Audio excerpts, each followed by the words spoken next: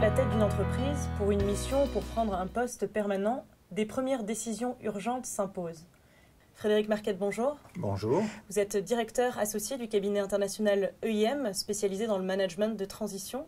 Vous recommandez la stratégie de l'éponge. Qu'est-ce que c'est que cette stratégie ?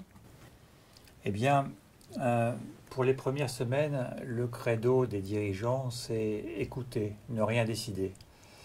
Ils ont 2 à 3 semaines pour prendre le pouls d'entreprise et emmagasiner le maximum d'informations. Les dirigeants doivent profiter de cette période initiale où ils ont la liberté de poser toutes les questions, même naïves, et dans lesquelles ils ont personnellement cette capacité d'étonnement, cet œil neuf, qu'ils pourront d'ailleurs très utilement résumer dans un rapport personnel d'étonnement qui sera un guide très précieux pour la suite. Concernant l'écoute, vous auriez des exemples à nous donner de cette situation d'écoute active ?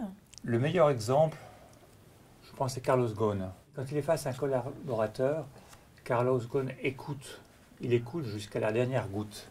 Le collaborateur a l'impression d'être face à une éponge qui absorbe tout ce qu'il dit. Et après, Carlos Ghosn décide.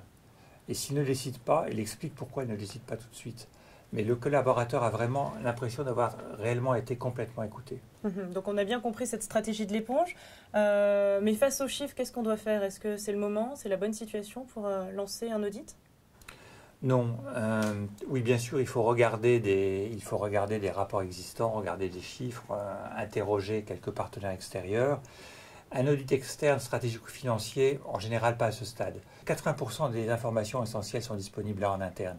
Il faut rencontrer des gens, ne pas se limiter au comité de direction, descendre de sa tour d'ivoire, aller sur le terrain, rencontrer les gens lors d'entretiens planifiés, mais aussi rester ouvert pour des échanges très spontanés, très informels lors de visites, au détour d'un couloir ou au pied de la machine. Ok, donc si je comprends bien, c'est sur le terrain que tout se joue. C'est sur le terrain qu'on comprend comment ça marche, à la fois sur un plan opérationnel ou sur un plan relationnel. Très bien, merci Frédéric. Si vous souhaitez nous faire partager votre expérience sur ce sujet, participez au débat sur les réseaux sociaux. À très bientôt pour une prochaine vidéo.